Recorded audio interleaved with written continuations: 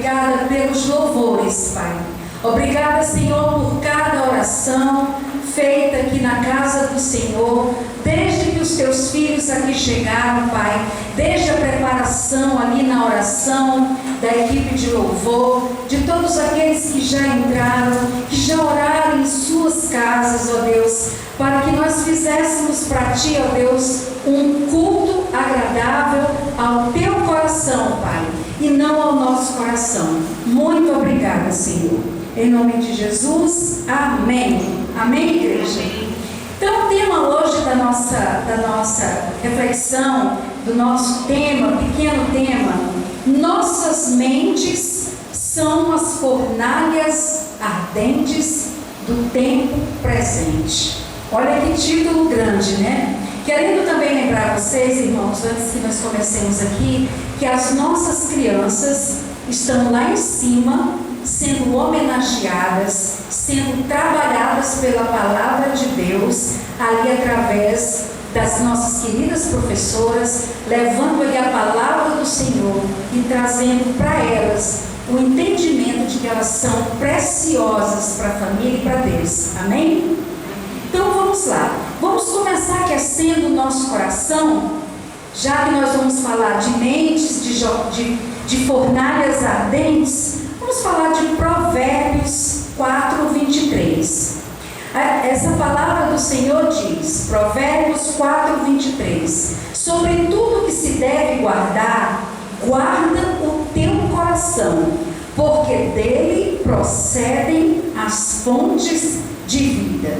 Ou seja, coração guardado é um coração abundante, cheio de vida. Mas nós vamos tratar hoje de um coração que não é guardado, de um coração que não é cuidado muitas vezes, de uma mente que muitas vezes está, como dizia aquele profeta, né? De um lado está com o Senhor, depois não está com o Senhor, depois está com o Senhor, depois não está com o Senhor. Então a igreja do Senhor Jesus, os membros participantes da fé, eles podem sofrer muitos enganos ao longo da sua vida e também cometer muitos atos de idolatria. Esses atos eles podem ser por algo, por alguém ou por si mesmos. No Antigo Testamento, a idolatria é considerada um pecado grave. Está lá em Êxodo 23, 4. Diz assim: não terás outros deuses além de mim. Não farás para ti nenhum ídolo, nenhuma imagem de qualquer coisa no céu, na terra ou nas águas debaixo da terra. Interessante observar que em nenhum lugar do planeta, meus irmãos, nem no planeta, nem no cosmos, nem nos mares, nem embaixo dos mares, é permitida essa prática, segundo a ordenança na palavra do nosso Deus. E por que isso? Porque a prática da idolatria é a origem de todos os pecados. Aí você vai falar assim: como assim? O que tem a ver uma imagem?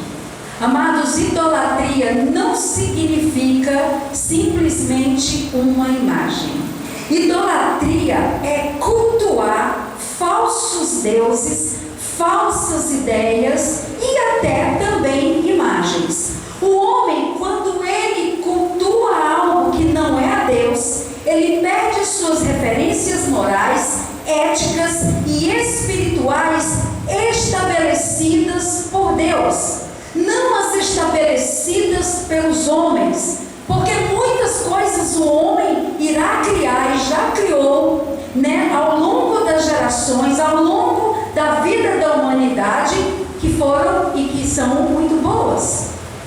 Mas aquelas que são levantadas, faladas e ordenadas através dos mandamentos de Deus, essas são inegociáveis. Então, lembrando disso, olha, vamos pensar aqui em 4 hebreus. 4 hebreus cativos que foram levados à Babilônia.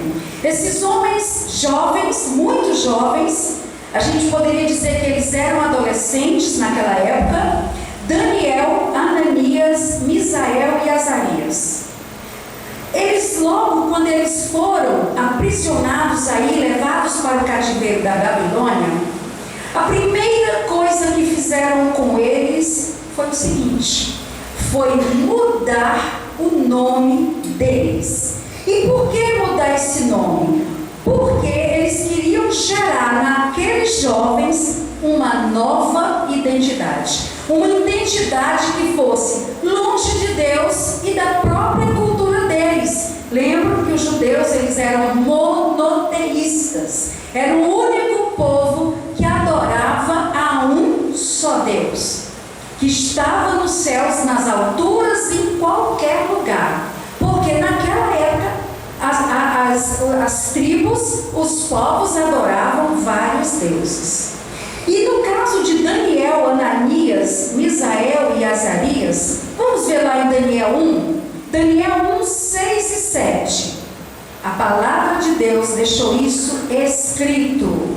Daniel e outros jovens de Judá, Ananias, Misael e Azarias, foram selecionados para servir ao rei da Babilônia.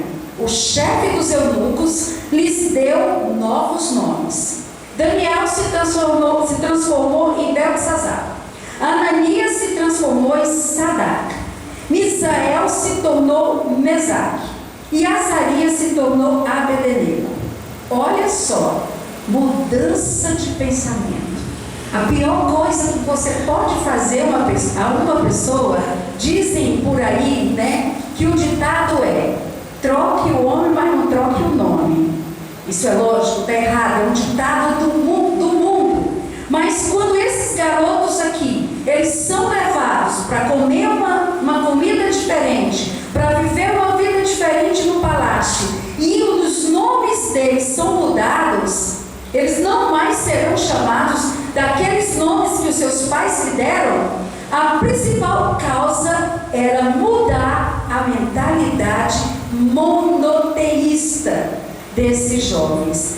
Mas após ocorridas muitas situações com esses jovens, que nós conhecemos também, né? Eles foram para a fornalha, eles enfrentaram leões. Eles foram provados na sua fé e na sua integridade, que está lá em Daniel 3, se depois você quiser ler a respeito deles. Mas ao serem levados para morrer na fornalha, por não aceitarem o quê? A prática da idolatria.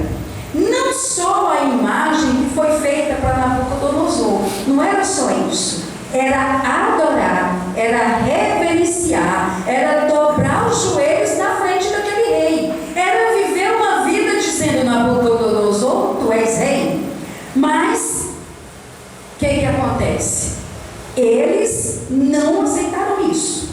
Mas se nós formos pensar lá em Adão e Eva, que é o primeiro casal, os primeiros homens, né? O que a serpente disse para Eva? Certamente, se comeres desse fruto, conhecerás tudo, o bem e o mal, e certamente não morrerás. Então, é a mesma situação, é a mesma estratégia que o inimigo usa para tirar o coração e a mente de um filho de Deus e de um homem que nem conhece ainda Deus, levando ele para longe de Deus, trazendo essa mentalidade da auto-idolatria, idolatria de si mesmo. Eva quis decidir, ela decidiu junto com Adão que não deveriam mais morrer. E decidiu também, porque Deus falou que eles morreriam se comessem do fruto, mas que eles conheceriam tudo sobre o bem e o mal, ou seja, superdeuses. E é isso que aconteceu com eles.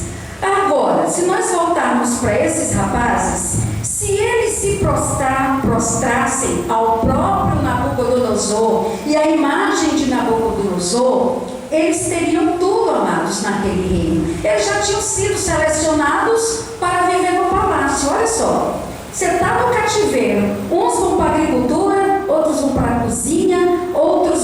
serviços gerais e esses jovens são levados para servir alguém.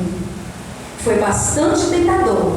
E é assim que o inimigo faz. Ele vai trazendo tentações para que nós saiamos para longe do Senhor.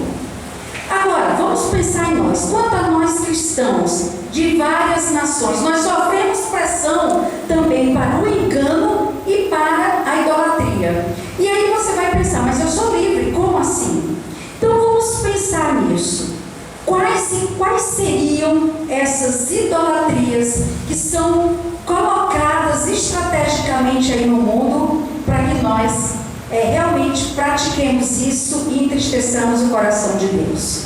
A missão Portas Abertas, que é uma missão interdenominacional e internacional, ela trabalha em mais de 60 países nessa missão, onde as perseguições são intensas aos cristãos. Qualquer que pregue a Jesus, pode ser o católico, o reformado, o protestante, eles são perseguidos. Essa missão, ela atua principalmente no continente africano, na Ásia e no Oriente Médio, onde ali eles fornecem Bíblias, levam Bíblias e também eles fazem ajuda humanitária.